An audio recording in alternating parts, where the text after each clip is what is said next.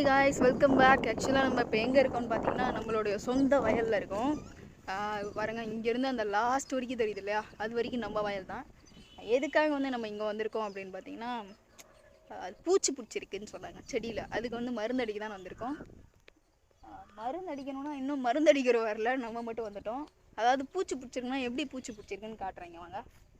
Just உட்காந்துக்கலாம் கீழே. பார்த்தீங்கன்னா தெரியுதா, சின்ன சின்னதாக கேப்பாக விழுந்துச்சு பாருங்கள்.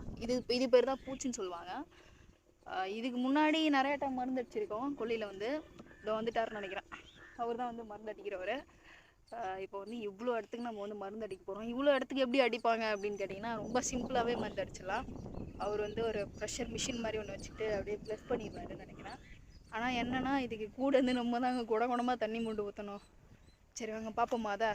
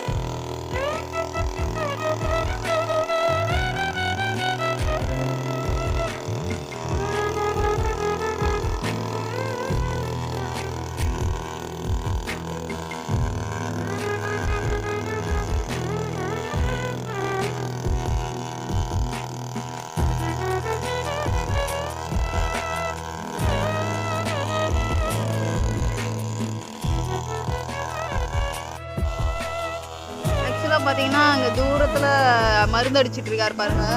இல்லை இவ்வளோ நேரம் அவர் அந்த செட்டப்லாம் பண்ணிட்டு இருந்தாரு. பண்ணி முடிச்சுட்டு இப்போ தான் மருந்து அடிச்சுட்டு இருக்காங்க.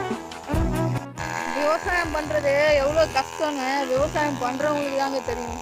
இந்த மாதிரி ரொம்ப கஷ்டமாக இருக்குது. இங்கெல்லாம் தண்ணி கொண்டு பார்க்கணும்னு வச்சுக்கோங்களேன். அவர் அடிச்சுட்டு இருக்காரா, அந்த லாஸ்ட் அங்கே பாருங்க, ஒரு ஆள் அவங்களுக்கு தண்ணி அடிச்சுட்டு போயிட்டு இருக்காங்க. பாட்டி தான் அவங்க. ஆனால் ஒரு நாள் வந்ததுக்கே எனக்கு ஒரு மாதிரி ஸ்கின்னெல்லாம் ஒரு மாதிரி அப்படி இருக்கு. டெய்லியும் இந்த மருந்துல விவசாயம் எப்படி தான் பண்ணுறாங்கன்னு எனக்கு தெரியல. முன்னெல்லாம் நாங்களும் பண்ணிட்டு தான் இருந்தோம். பட் அதுக்கப்புறமா தான் என்னால் முடியல. விவசாயமே பண்ணி இந்த வெயிலில் நின்று வேலை செய்யலாம் முடியலன்னு சொல்லுவாங்க இல்லையா, அந்த மாதிரி எதுவும் முடியல என்னால். அதுக்கப்புறம் தான் நான் இதில் ஸ்டாப் பண்ணிட்டு அதுக்கப்புறம் வேலைக்கு போக ஆரம்பித்தேன். இப்போ அப்படியே திரும்ப வந்திருக்கேன். இப்படி மருந்து அடித்தாதான் அந்த பூச்சிலாம் சாவுன்னு சொல்லுவாங்க. அதுக்கப்புறமா தான் இலை திரும்ப ஒழுங்காக வரும். இப்போ இந்த இலையில வந்திருக்கு, அப்புறமா காய் வந்துச்சுன்னா அந்த காயிலையும் வந்துடும். இப்போ பார்த்தீங்கன்னா இலையில மட்டும் தான் வந்திருக்கு. தெரியுதா பூச்சி? மருந்து அடிக்காம விட்டுக்கிட்டீங்கன்னா அந்த காய் முளைச்சி வரும்ல, அந்த காயிலையும் வந்துடும். அதுக்கப்புறமா சுத்தமாக ஒன்றுமே பண்ண முடியாது. இது இப்போ பாதி கண்ணில் இருக்குது, இன்னும் பூ வைக்கல. அதாவது பூ வச்சிருக்கு எப்படின்னா இன்னும் காய் வைக்கல. காய் வச்சதுக்கு அப்புறமா தான் அதுக்கப்புறம் இன்னொரு மருந்து அடிக்கணும். இன்னொரு மருந்து அடிச்சதுக்கு அப்புறமா தான் ஓரளவுக்கு காய் பெருசாகும். காய் முத்தனதுக்கு அப்புறமா பறிச்சு கீழே போடுவோம். அதாவது பறிச்சு இங்கேயே போட்டுருவோம். காய் வெடிக்கிறதுக்கு முன்னாடியே பறிக்கிறதுல செடியோட புடுங்கி இங்கே போட்டுருவோம். அதுக்கப்புறமா அந்த மாதிரி ரோடு இருக்கு பாருங்க, அந்த மாதிரி ரோட்டில் எடுத்துகிட்டு போய் இதை போட்டுட்டு ஒரு டிராக்டர் எடுத்துகிட்டு அது மேலே விட்டு ஓட்டுவோம். ஓட்டும் போது அந்த காயெல்லாம் உடச்சி வரும். உடச்சி வரும்போது தனியாக அதை எடுக்கணும்.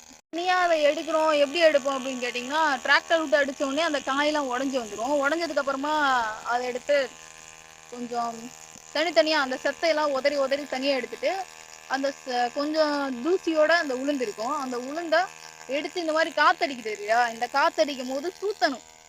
கேள்விப்பட்டிருக்கீங்களான்னு தெரில, நான் அப்போல்லாம் ரொம்ப நிறையா இது மாதிரி தூத்திருக்கேன். காத்தடிக்கும் போது தூத்தணும். நிறையா இந்த டைலாக்லாம் கேள்விப்பட்டிருக்கோம், காற்று உள்ள போதே தூத்திக்கொள் அப்படின்னு சொல்லுவாங்க. காற்று வருதான்னு இந்த மாதிரி இடத்துல நின்று பார்த்துக்கிட்டே இருப்போம். எல்லாம் மந்த வெளின்னு சொல்லுவாங்க.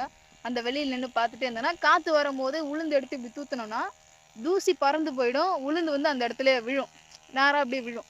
தலைக்கு மேலே இப்படி தூக்கி முரத்தில் தூக்கி தூத்துவோம். தூத்தும் போது அதெல்லாம் பண்ணும்போது நான் உங்களுக்கு வீடியோவில் காமிக்கிறேன். மறக்காமல் சேனல் சப்ஸ்கிரைப் பண்ணிட்டு லைக் பண்ணிட்டு ஃபாலோ பண்ணிக்கோங்க. இந்த மாதிரி வீடியோஸ் பார்க்கணும், விவசாயி பற்றி தெரியணும் அப்படின்னா நம்ம விளாக் வந்து செம்மையாக வந்துகிட்டே இருக்கேன் எப்பயுமே.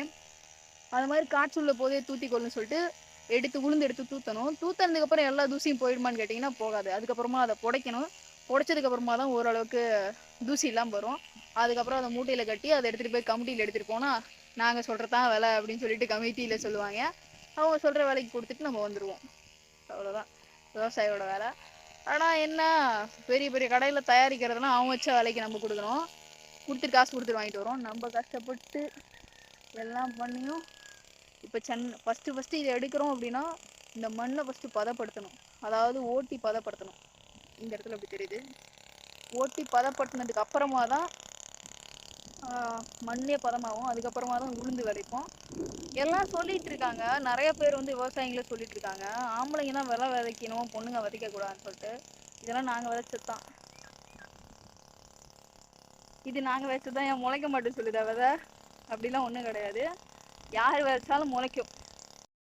எனக்கு வந்து விவசாயம் செய்கிறதுக்கு ரொம்ப பயமும் சரி கஷ்டமாக இருந்துச்சு. வெயிலில் என்னால் ஒன்றும் பண்ண முடியாமல். பட் என் பாட்டி இருக்காங்க இல்லையா, அவங்க வந்து பயங்கர விவசாயி. அவங்க அங்கே இருக்காங்க பாருங்க, தெரியுதா அவங்களுக்கு விவசாயம் பண்ணுறது தான் பிடிக்குமே. நான் எவ்வளோ டைம் சொல்லிட்டேன், உடம்பு உங்களுக்கு டேஞ்சராக இருக்கு, அதனால் விவசாயம் பண்ணாதீங்கன்னு சொல்லிட்டு. ஆனாலும் அவங்க நான் இருக்கிற வரைக்கும் விவசாயம் பண்ணிட்டு தான் இருப்பேன் அப்படின்னு சொன்னாங்க. இப்போ பார்த்தீங்கன்னா இந்த உளுந்துக்குள்ளே நாங்கள் செப்பல் போட்டுலாம் போக மாட்டோம். செப்பல்லாம் கழட்டி வச்சுட்டு அதுக்கப்புறம் தான் கொடுக்குற மரியாதைன்னு சொல்லிட்டு அதை கழட்டி வச்சு தான் போவோம். இப்போ நான் வந்து அவுட்டரில் உட்காந்துருக்கேன், அதனால ஸ்லிப்பர் போட்டிருக்கேன். உள்ளே போனால் போக மாட்டேன். ஓகே, இந்த விளாக் உங்களுக்கு ரொம்ப பிடிச்சிருக்கும்னு நான் நினைக்கிறேன். ஆக்சுவலாக என்னென்னா என்னுடைய வில்லேஜ் லைஃப் இப்படி தான் இருக்கும். இங்கே வில்லேஜ்லேருந்து நான் வெளியில் போனேன்னு வச்சுக்கோங்களேன், ட்ராவல் ரைடு அது வேறு லைஃப். வேறு லைஃப்னு இல்லை, நானே தான் அதுவும் இருந்தாலும் அதில் வந்து அந்த அப்படியே அட்மாஸ்பியருக்கு ஏற்ற மாதிரி மாறிக்குவேன் நான். அதான் அந்த கூப்பிட்ற மாதிரியே இருக்குது. இல்லை என்ன கூப்பிடல, அப்படியே இங்கே வந்தோன்னா இந்த அட்மாஸ்பியருக்கு ஏற்ற மாதிரி மாறிக்க வேண்டியதான். ஸோ வந்து இந்த என்னோட லைஃப் ஸ்டைல்